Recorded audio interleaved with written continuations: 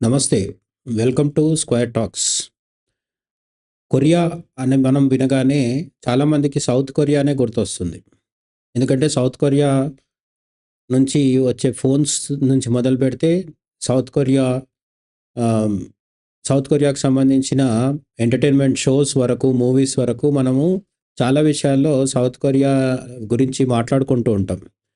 But దాని పక్కనే south కొరియాని ఆనుకొని ఒకప్పుడు నిజానికి సౌత్ కొరియాతో కలిసి ఒకే దేశంగా ఉన్న మరో భాగం నార్త్ కొరియా. రెండో ప్రపంచ యుద్ధం తర్వాత నార్త్ కొరియా, సౌత్ కొరియా వేర్వేరు దేశాలయిపోయాయి.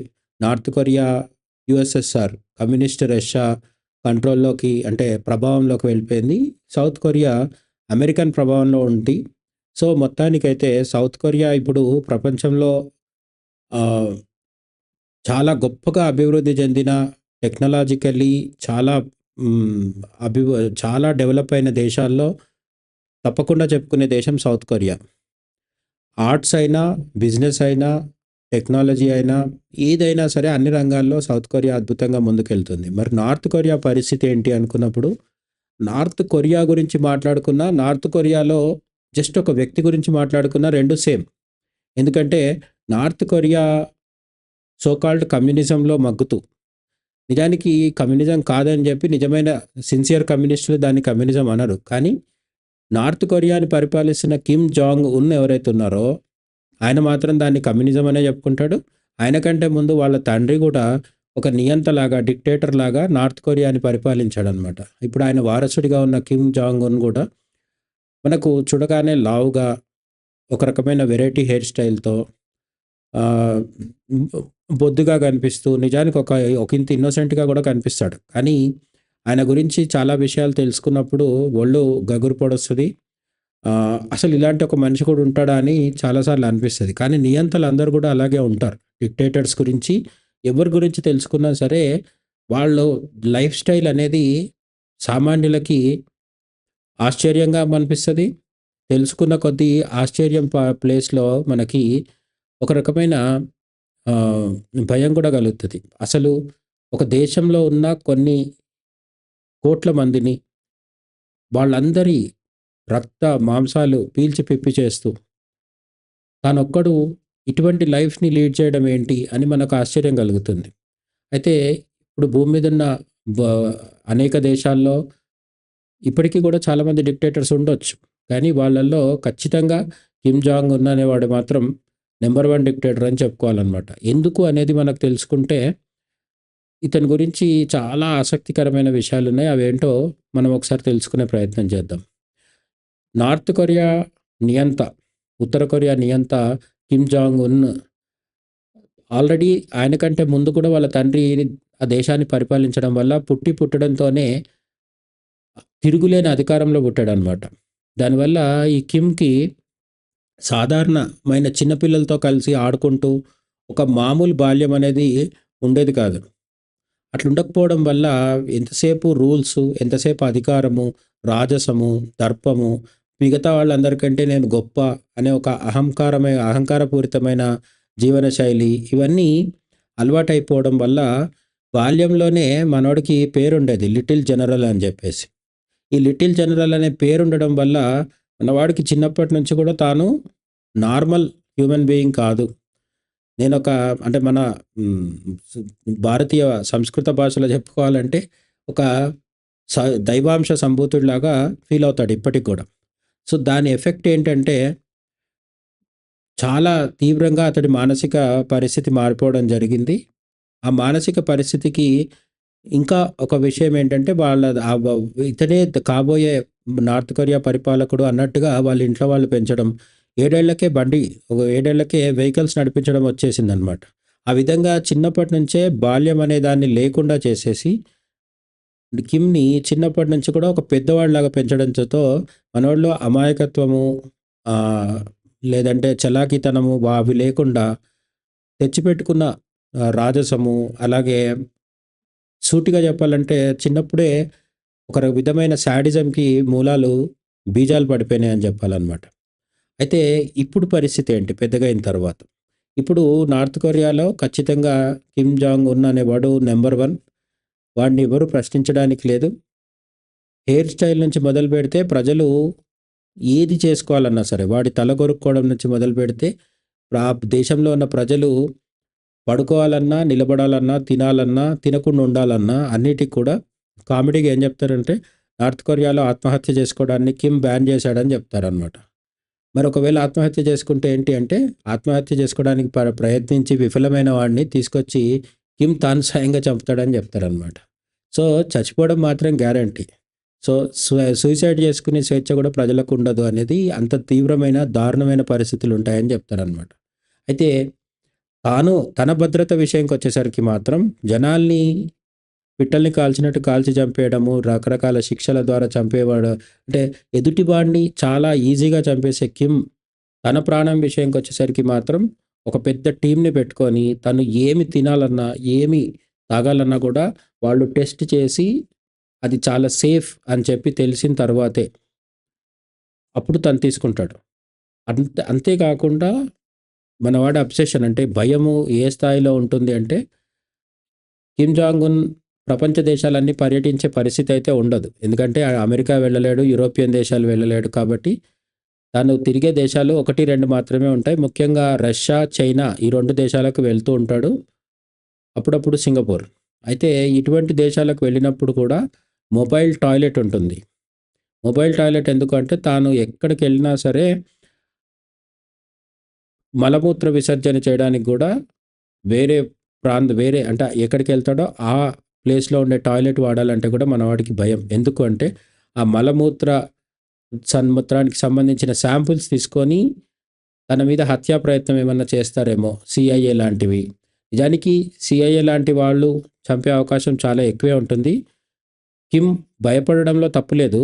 కానీ అటువంటి పరిస్థితి ఎందుకొచ్చింది అంటే తను స్వయంగా చేసిన విపరీతమైన మారణకాండ కొన్ని వేల మందిని ఇప్పటికే చంపడం జరిగింది కాబట్టి నియంతగా ఉండాలంటే చంపడం తప్పదు కాబట్టి అటువంటి పరిస్థితులు కొని తెచ్చుకున్నాడు కాబట్టి అందుకు తగ్గట్టుగా ప్రతిరోజు భయంగా బిక్కుబిక్కుమంటూ తినాలన్నా, తాగాలన్నా, తిన్నది, తాగింది టాయిలెట్‌కి వెళ్ళి విసర్జించాలన్నా కూడా స్వేచ్ఛ లేని బతుకనమాట.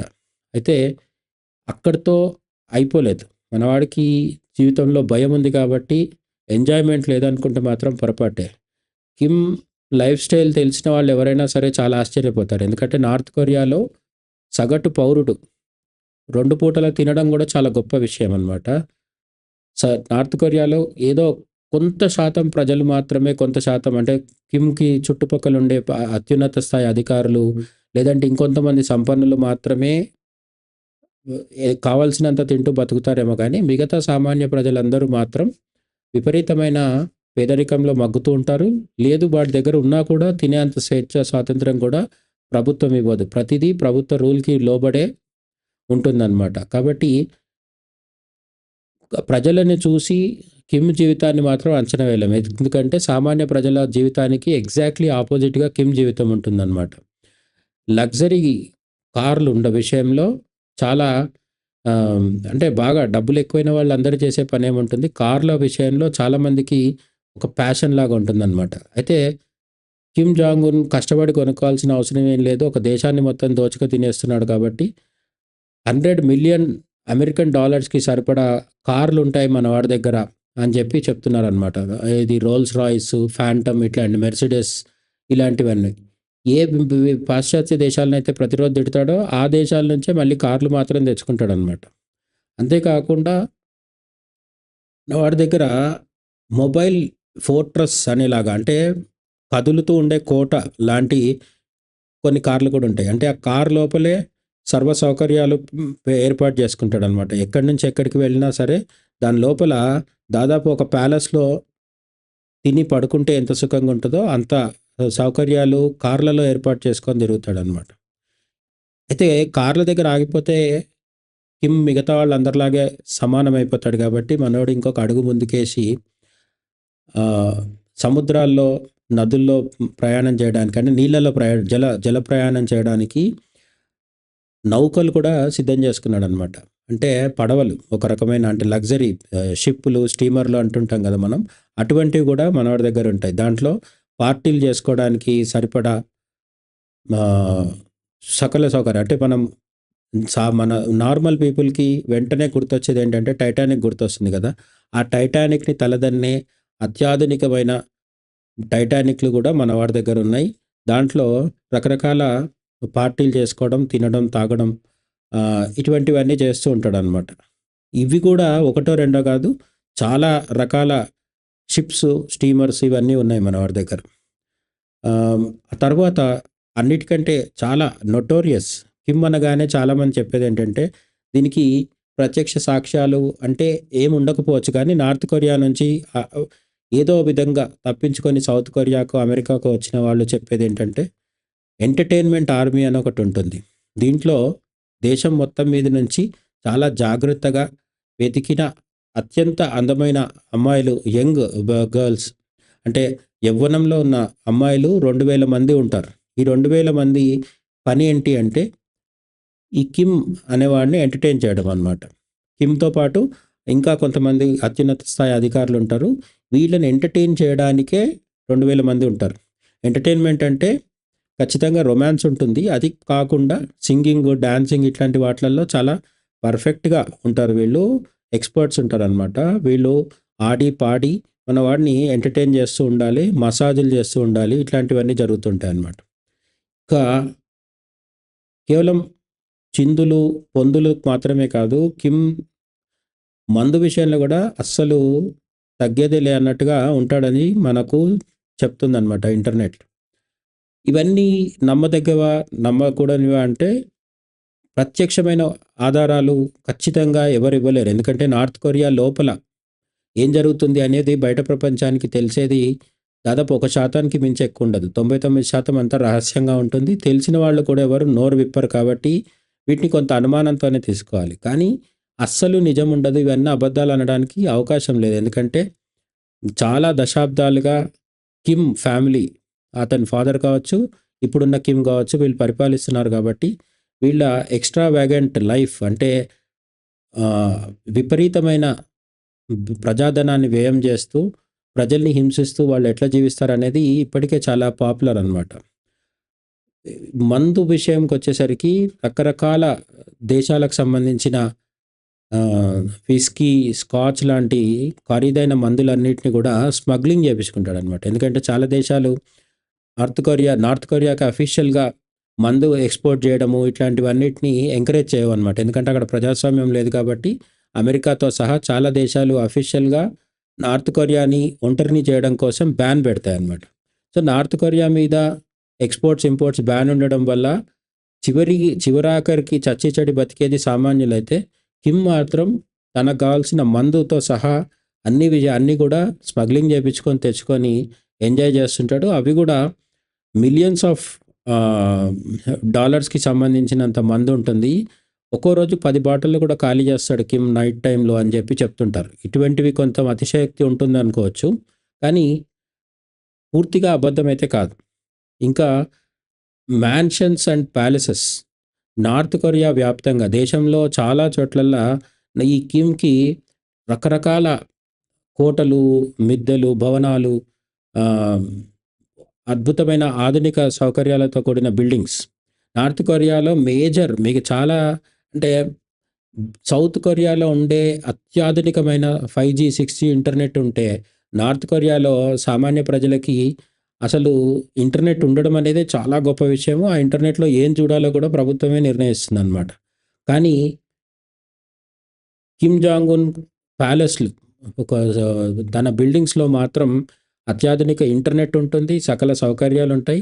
అంతకు మించి ప్రైవేట్ థియేటర్స్ అంటే సినిమాలు వగైరా అన్నీ చూడ్డానికి. గోల్ఫ్ ఆడుకోవడానికి గోల్ఫ్ కోర్సెస్.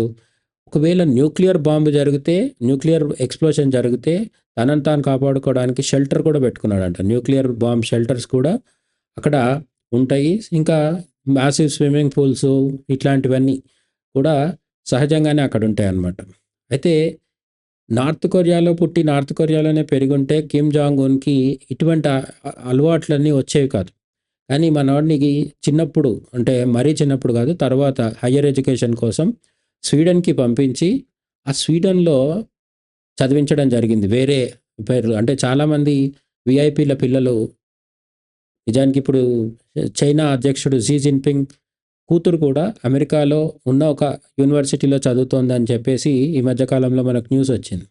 అట్లనే మన దేశంలో ఉన్న గాంధీల ఫ్యామిలీ నుంచి రాహుల్ గాంధీ కావచ్చు, వీళ్ళందరూ కూడా ఫారిన్ కంట్రీస్‌లో వెళ్ళి మారు పేర్లతో చదువుకోవడం అనేది మనకు తెలిసిన విషయమే. అదే విధంగా ఇతను కూడా స్విట్జర్లాండ్‌కి వెళ్ళి, స్వీడన్ కాదు స్విట్జర్లాండ్‌కి వెళ్ళి అక్కడ వేరే పేరుతో చదువుకోవడం జరిగింది. సో, ఎప్పుడైతే స్విట్జర్లాండ్ వెళ్ళాడో అక్కడ ఉన్న లగ్జరీ కల్చర్ అలవాటు పడిందనమాట. యూరోపియన్ కల్చర్ ఉంటుంది కదా! వైన్ తాగడం కావచ్చు, డాన్సులు కావచ్చు, పార్టీలు కావచ్చు, లేట్ నైట్ పార్టీలు కావచ్చు, ఆహ్, డేటింగ్ కావచ్చు, ఇటువంటివన్నీ అలవాటు అవ్వడం వల్ల ఇప్పుడు నార్త్ కొరియా సామాన్య ప్రజల సొమ్ములు మొత్తం ఆహ్, తన గుప్పిట్లో పెట్టుకొని రకరకాల ఆహ్, ఎక్స్‌ట్రావాగంట్ లైఫ్ స్టైల్‌ని ఎంజాయ్ చేస్తుంటాడు. అంటే నార్మల్‌గా తింటాడు, తాగుతాడు ఇవే కాదు. మనవాడిది మంచి కళాపోషణ కూడా ఉంది అనేది బయట ప్రచారం జరుగుతుంటదనమాట. పియానోస్ కలెక్ట్ చేయడం అనేది కిమ్ జాంగ్ ఉన్‌కి చాలా పెద్ద హాబీ అంటారనమాట. తన దగ్గర చాలా అరుదైన, అత్యంత ఖరీదైన 20 20 పియానోస్ ఉన్నాయని కూడా చెప్తూ ఉంటారనమాట. ఇంకా ఇంటర్నేషనల్ క్యూసైన్ ఉంటుంది అని చెప్తారు. అంటే అంతర్జాతీయ వంటకాలనమాట. రకరకాల దేశాలకు సంబంధించిన వంటకాలన్నీ కూడా తన దగ్గర పెట్టుకుంటాడనమాట. ఎందుకు అంటే అసలు డే స్టార్ట్ చేయడమే బ్రెజిల్ కాఫీతో స్టార్ట్ చేస్తాడు. ఆ తర్వాత ఇంకా రకరకాల దేశాలు ఇటలీకి సంబంధించిన వంటకాలు కావచ్చు. ఈ విధంగా జాపనీస్ వంటకాలు కావచ్చు. ఇవేవి కూడా వందల డాలర్లు ఖరీదు చేసేవైనప్పటికీ జస్ట్ ఒక పూట కిమ్ జాంగ్ ఉన్ ప్లేట్ ముందర పెట్టుకొని పక్కకు తీసాడంటే కొన్ని వందల డాలర్లు నార్త్ కొరియన్ సామాన్య ప్రజలవి ఖచ్చితంగా ఖర్చవ్వాల్సిందే అనమాట. And Kim Jong Un personality చూసిన ఎవరికైనా సరే మనవాడు ఎంత తక్కువ తింటాడనే విషయం ఈజీగా అర్థమైపోతుంది. ఆ హెవీ బాడీని చూస్తే బాగా, బాగా అంటే చాలా ఎక్కువ ఫుడ్ తీసుకుంటాడనే విషయం ప్రత్యేకంగా చెప్పాల్సిన పని లేదు. అయితే ట్విస్ట్ ఏంటంటే నార్త్ కొరియాలో హాలీవుడ్ సినిమాలు బ్యాన్.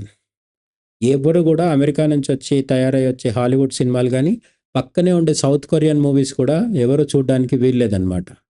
కానీ కిమ్ జాంగ్ ఉన్ తన కోసం మాత్రం 1000 మంది కూర్చొని చూసే ఒక ప్రైవేట్ థియేటర్ కట్టుకున్నాడని, ఆ థియేటర్‌లో హాలీవుడ్ సినిమాలు స్మగ్లింగ్ చేసి తీసుకొచ్చి అతని కోసం ప్లే చేస్తారని చెప్పేసి ప్రచారంలో ఉందనమాట. ఈ హాలీవుడ్ మూవీసే కాకుండా Disney films, James bond 007 movies, అట్లనే సౌత్ కొరియన్ ఫిలిమ్స్ కూడా ఫుల్‌గా ఎంజాయ్ చేస్తుంటాడని చాలామంది చెప్తారనమాట.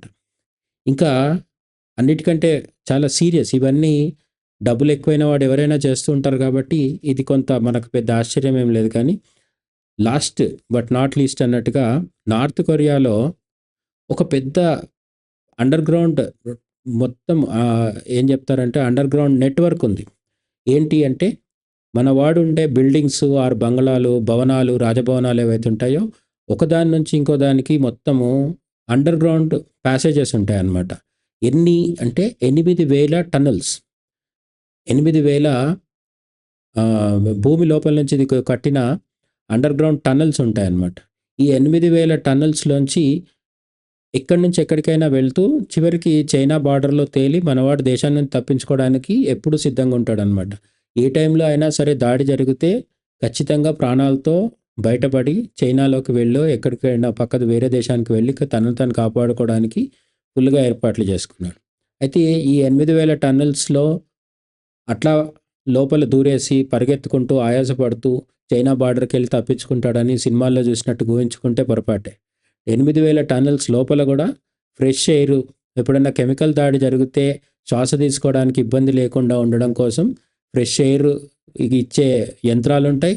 ఫ్రెష్ వాటర్ ఏర్పాటు చేసే యంత్రాలు ఇవన్నీ కూడా పెట్టుకున్నాడనమాట. అంటే ఒకవేళ ఎప్పుడన్నా టన్నెల్స్‌లో ఉండాల్సొస్తే తిండికి, నీరుకి, గాలికి కొదవ లేకుండా ఏర్పాట్లు చేసుకున్నాడనమాట. సో, మొత్తానికి ఇది కిమ్ జాంగ్ ఉన్ నార్త్ కొరియాని పట్టి పీడిస్తూ తను ఎంజాయ్ చేసిన life style.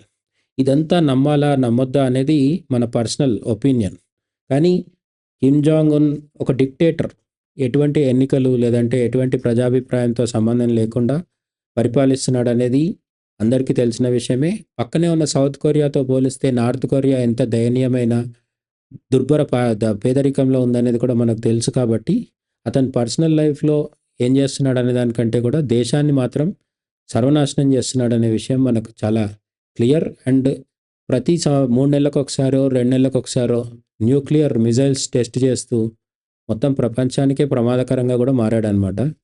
So Kim Jong Un తర్వాత అతను బతికుండగా కాకపోతే అతను చనిపోయిన తర్వాత అయినా సరే నార్త్ కొరియా ప్రజలకి స్వేచ్ఛ కలగాలని, ప్రజాస్వామ్యం రావాలని మనం కోరుకుందాం. Thank you.